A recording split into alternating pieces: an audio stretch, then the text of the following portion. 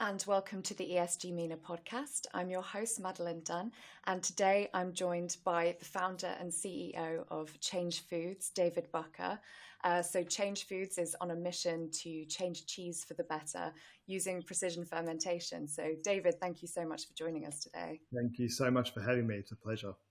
Oh, well, I'm really looking forward to sort of getting into it all and sort of hearing more about the company and what you're doing with precision fermentation and cheese. So I think to begin with, it would sort of be great to dive into what sort of set you on the path towards Change Foods and food systems transformation. Yeah, well, it's quite an interesting backstory, I believe.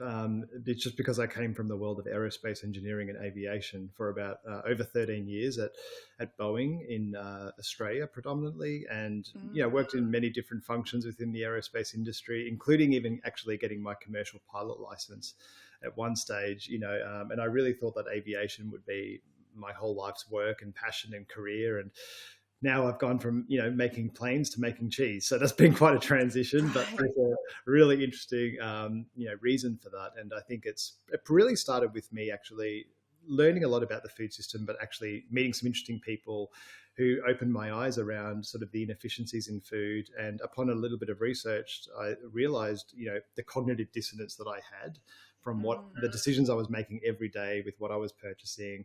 And I actually decided to change my diet effectively overnight. I sort of went from eating lots of meat, eggs, and dairy to really sort of becoming vegan, I guess, within a matter of, days. I just really was making a bolognese one night and said, look, I'm going to try and make it without meat. I sort of started using lentils and eating mushrooms again and eating all these wonderful fruits and vegetables that I haven't really had for many years. And suddenly I felt better, was sleeping better, and the rest is history. I really sort of opened up my eyes to a whole new world of food and just sparked a whole new interest. And suddenly aerospace actually felt insignificant once I started really realizing some of the problems that we're having within the food system.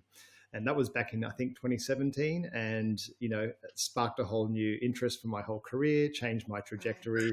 And I moved from the aerospace industry into the food tech industry effectively, and helped. It all really started when I started a not-for-profit organization in Australia and New Zealand called Food Frontier. But I can tell you a little bit more about that soon.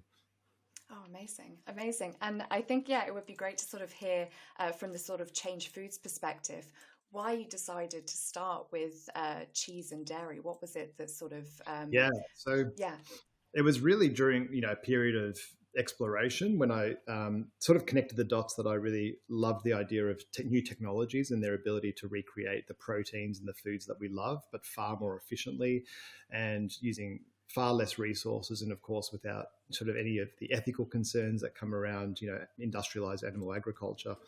And it was really upon starting Food Frontier, which is, by the way, a not-for-profit and think tank in alternative proteins in Australia and New Zealand. So I was one of the founding directors of that organization in early 2018. And that really opened up my eyes. And, I traveled the world looking at meeting different interesting companies, learning the different technologies, looking at the gaps in the market. And upon, a couple of years of really looking into that space, I didn't want to rush into anything too quickly. I really wanted to sit back and look at the trends and what was happening in the market. And what really became apparent to me was the fact that we really need to tap into that early mass market consumer. And I think when you think about cheese and dairy, the switching threshold is just so low. We all love cheese, we love dairy, and our tolerance to switch to an alternative which just doesn't cut it is really, really small. And I think that's what's really needed in that sector to make the impact that we're looking for in terms of being able to recreate dairy and cheese products into the future far more efficiently.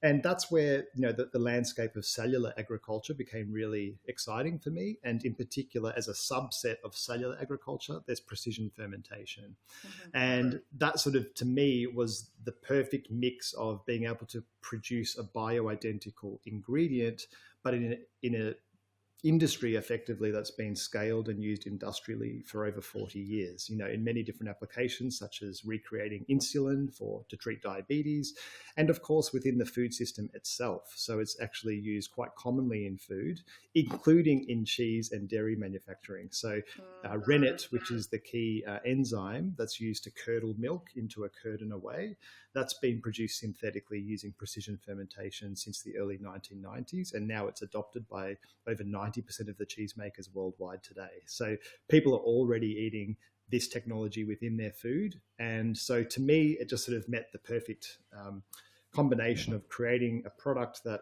can really tick the mark and solve the problem that exists with the alternatives.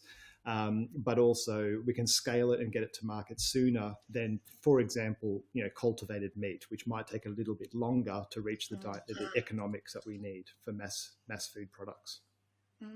And I'll come back to that latter point in a second. But I know you said sort of solving the issue of alternatives when it comes to sort of cheese. And I know that is definitely a big area of sort of trying to attract people who, love cheese and perhaps aren't already sort of on the vegan pathway.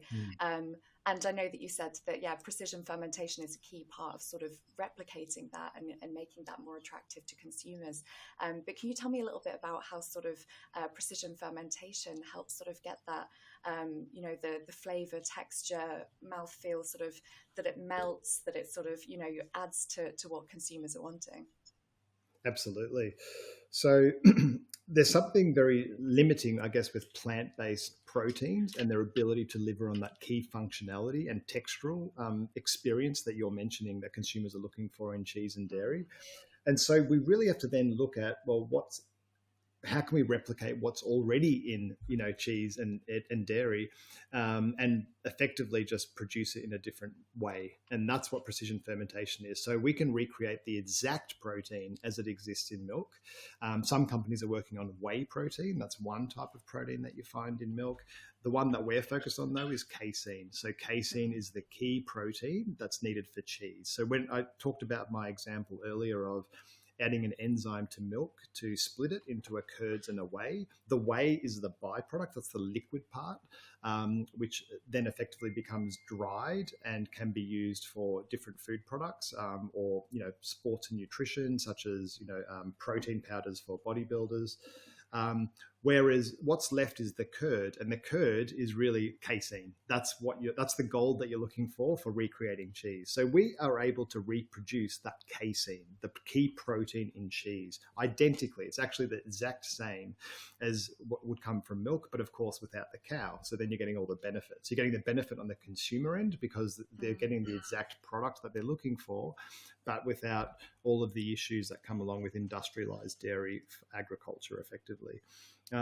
And when it comes to cheese and dairy, when you think about a pizza cheese, it's highly functional. It melts, it stretches, it bubbles when you put it in the oven.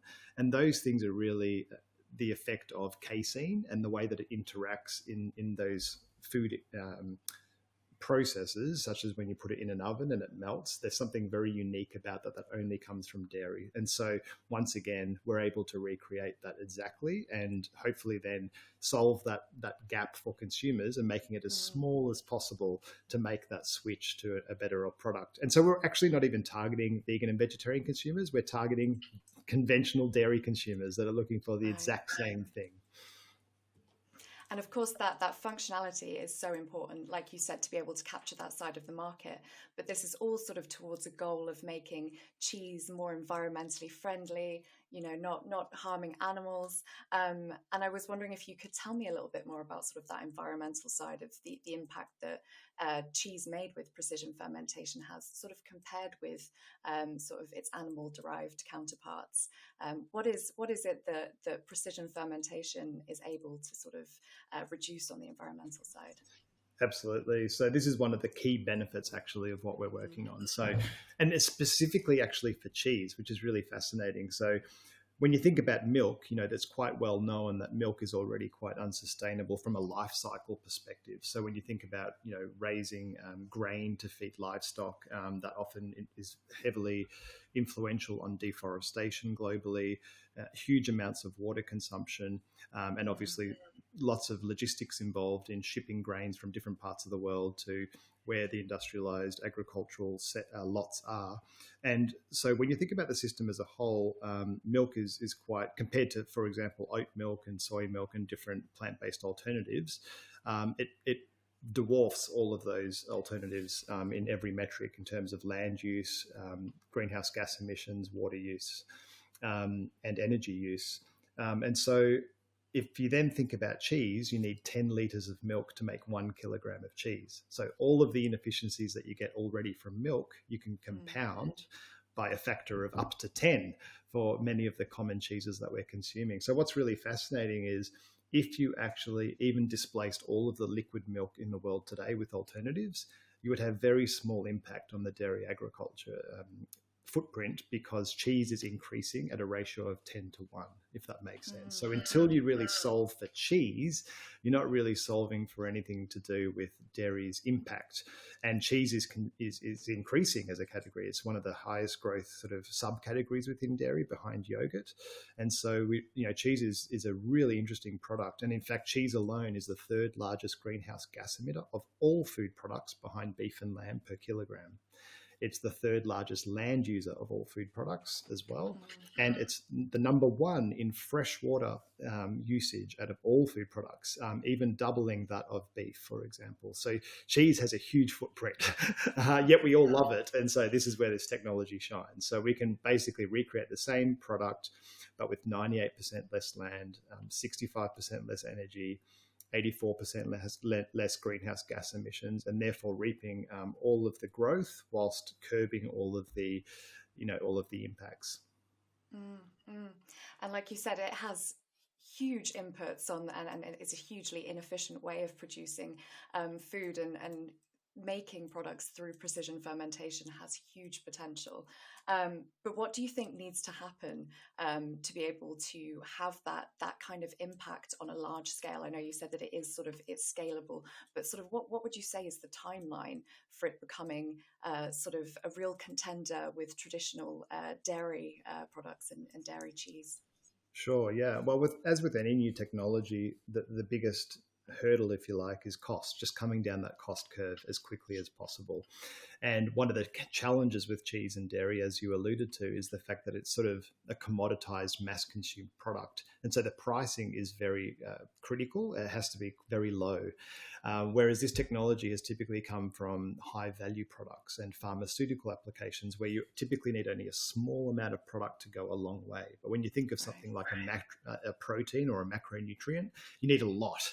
And so to solve for that, then you need lots of capacity of fermentation to be able to produce at large volumes, which then you get all of the economies of scale with, to then come down that cost curve as quickly as possible.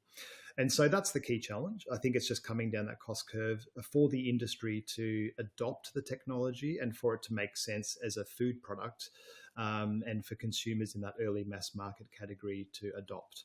And so really then that's just a time-bound problem. So, each year that we do R&D or research and development in this type of technology, the costs come down because we're finding new ways for these organisms to express higher and higher amounts of that key protein that we're targeting. So it's really driven by 3 key levers, if you like, that drive the cost. One is the R&D efficiency, or your yield production of your organism. The second is your operating cost, which is then really dictated by large volumes and scale. And then the third is what's called your media cost. So really think of it as the broth or what you're feeding the organisms in the fermentation tank to begin with. So it's your raw inputs. And that becomes more and more critical as you scale to larger and larger fermentation volumes, because you can get some operational efficiencies as you scale larger and larger, because running a fermentation at a small tank or a large tank, effectively the time is the same and the resources like human people to run the fermenters, it's typically the same. But your media costs go up linearly. So as you scale up more and more, you need more and more inputs. And so that's where your media cost becomes really critical as you think about solving that cost problem.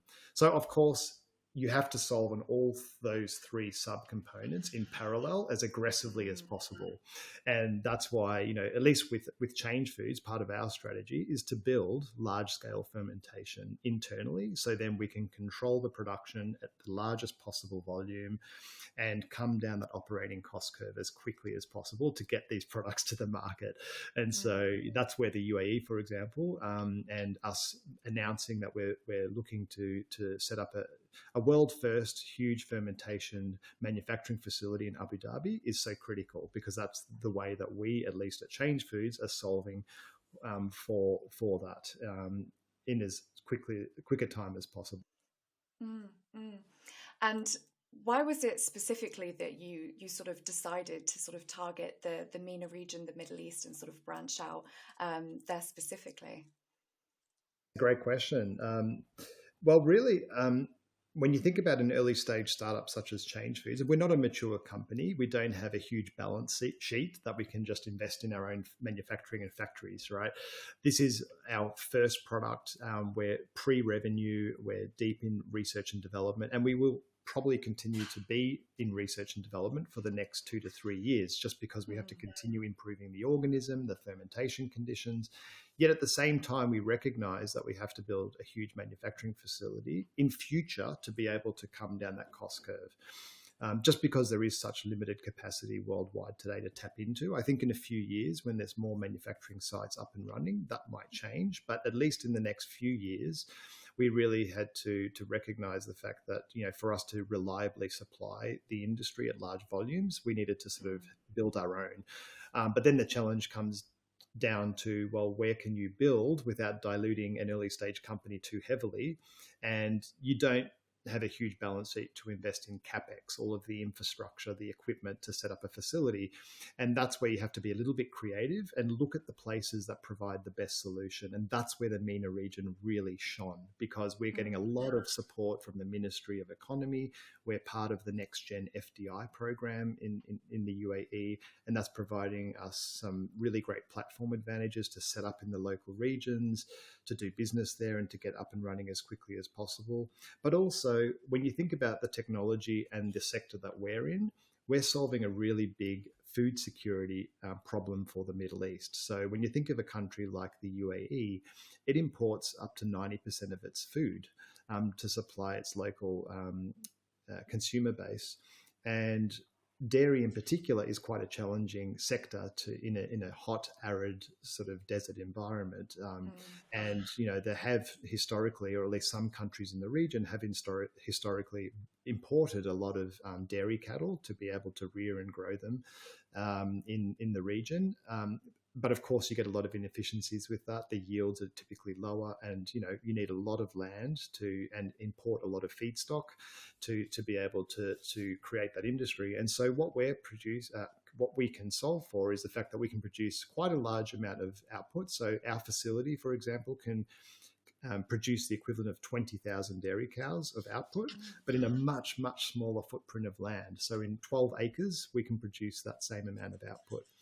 So because of that, we solve a huge strategic problem for the Middle East, and they get really excited by the prospects of this technology for their own food production and for food security. And so because of those tailwinds, that's just an extra bonus for us, because we have a lot of support to get this up very quickly, but also a strong interest to help with some of the CapEx support as well. So we're not diluting the company for being able to build that infrastructure. So, for example, there's great development banks in the region that can provide flexible project financing arrangements. The developers themselves are helping to invest into the facility. And then there's organisations such as RDO, the Abu Dhabi Investment Office, that can provide very strong rebates and subsidies for companies in the Abu Dhabi region. And so when you combine all of these factors, suddenly there's a pathway that can work, which is really critical for, once again, an early stage company to consider. And we're better than the Middle East in terms of global exportation. I think that's really exciting as well. I mean, it's set up as a global port, it's a global shipping hub, and so we can take advantage of all of that as well for ultimately when we commercialize our products to the world.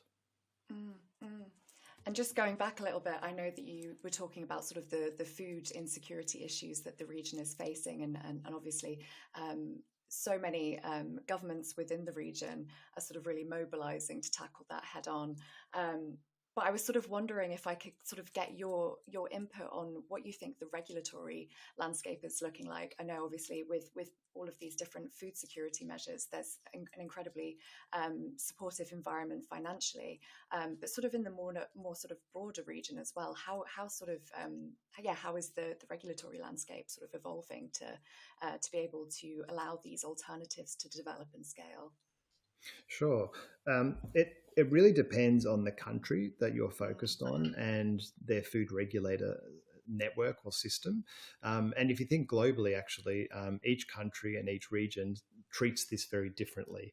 Part of the reason why we set up a California headquarters back in 2020 was the fact that we believe in our first commercialization market will be the USA.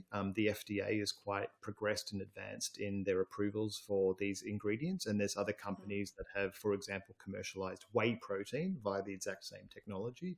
We're focused on casein, but there's still a precedence in under sort of GRAS approval and the FDA that makes that a really attractive regulatory environment for us to start with.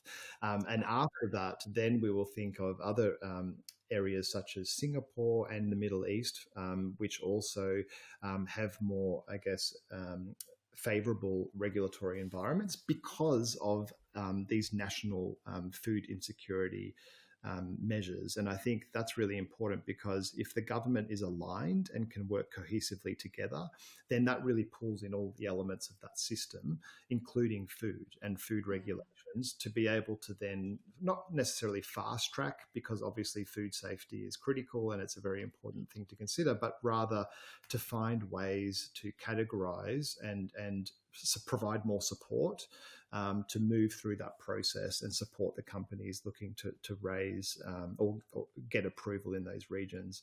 And so, we deem it as sort of a low risk proposition. All of our process, already has food safe inputs and outputs, obviously. And really, we're creating this exact same end product of casein that's been, eaten for many, many centuries. All we're changing is the process itself. And so when you consider the entire regulatory process to get the approval of these ingredients, it takes all of that into consideration. And of course, we have to provide a dossier of information to show that we can reliably create this and it's safe to consume. But ultimately, then it comes down to the government to help, prioritize that approval in their own process. So, starting with the USA, and then we'll be able to use that and leverage that to get approvals in the Middle East and APAC. Right.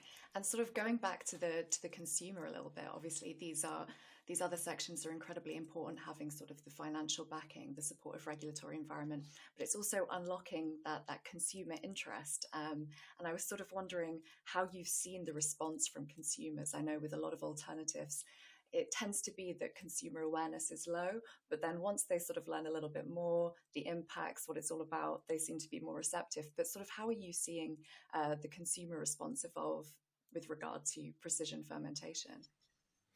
Sure. I mean, there's this is another regional difference. I think consumers in different regions have different base understanding of alternative proteins, and within that, different types of alternative protein.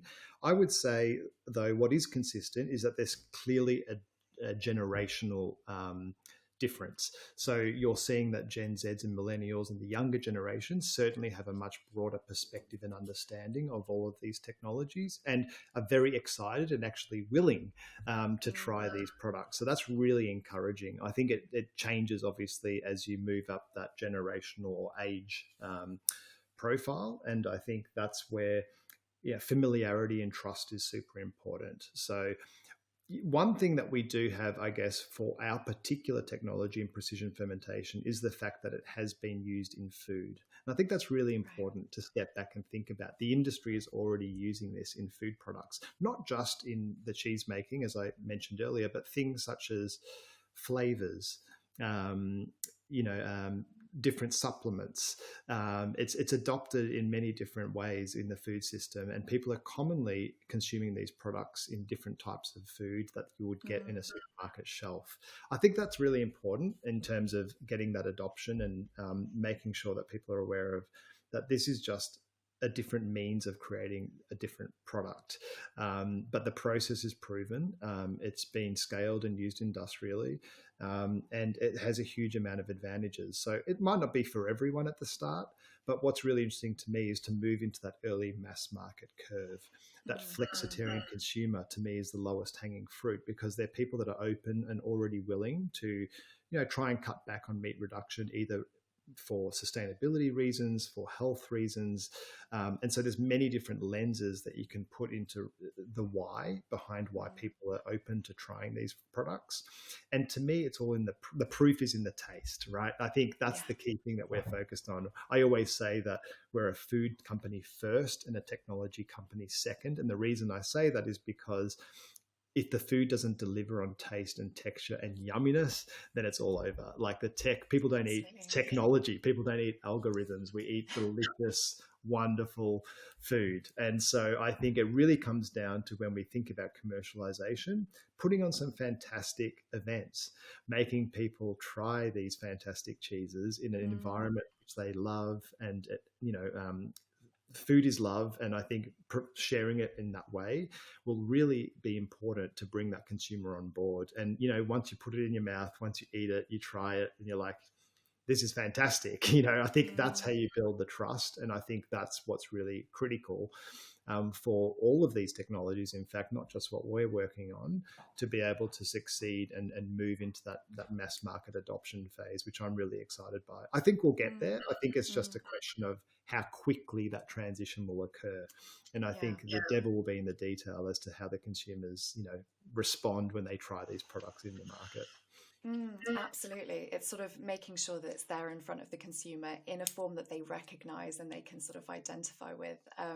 I know a lot of the sort of responses that I've heard for those with some sort of more hesitancy around trying alternatives is, or a common criticism seems to be that it's not natural, or it's sort of it's not real, and that seems to be sort of a hinging setback for adoption. But what would you sort of say to that sort of criticism? Would you sort of go back to saying, bringing sort of the case evidence sort of thing, that it is already embedded in a lot of different food groups, as you said? What would you say is key to sort of unlocking that part of the consumer that feels the hesitancy? Yeah, it's a great question. And I always think about this, in fact, as well. And I think there's many different ways you could respond to this, but one clear thing is, what is currently natural in the food system? What are you commonly consuming each day that is natural? How far back do you go with that natural definition? I mean, even if you think about milk and dairy in of itself, if you think about conventional milk, it's perceived as natural because it comes from an animal and it's unadulterated. But the reality is we split milk down into all its constituent components, number one. So the idyllic notion of milk on a farm, you milk the cow, you come back into your kitchen, you make a cheese. If you make food at home, that is what I would consider more natural. I think when you think about industrialized dairy production, first of all, if you think about even after the milk, you're combining milk from many, many different farmers, and it goes through a systematic process of splitting down that milk into constituent parts, and then a processing method of bringing it all back together depending on that finished product you're looking for. So it is processed in many ways, and I guess that's what's commonly done and has to be done for large scale food production. There's no other real way to do it to be able to feed the masses at an affordable cost. But then even if you think about, if you go one step back further and you think about then the treatment of the cow and the processing of the actual dairy cattle, then you start thinking, well, how natural is it that we give them 250 antibiotics, or at least in all animal agriculture? There's some studies that have shown that up to 250 antibiotics can be used in the processing of meat, eggs, and dairy as a system. And then, of course, all of the unnatural things that would not occur in a naturally grazing animal system. And I think that's what happens with industrialization, and to keep the animal alive and to make sure that the food is not contaminated. And so all of these things come into play. And when you actually think about that perception of what is natural, it really starts to distort when you really know the truth about how these products are manufactured at scale.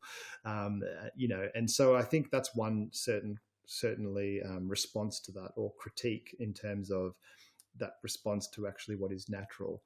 But the funny thing is, I love to think of as well, is that these are not necessarily health foods. I think people automatically assume that just because it's an alternative protein, it's a health food. And I think, cheese is not a health food. It's a luxury item, right? Like we eat it because we love it. It's an indulgence. And so we really have to not put too many bars so high in front of us when we think about switching. We're switching for many different reasons. And the reality is that people want to try and eat something healthy over here, but then they'll be eating, snacks and things like that over there, which are very highly processed and have many unnatural products in there. So holistically, you have to step back and think of, how do we just improve? How do we take something and move it forward?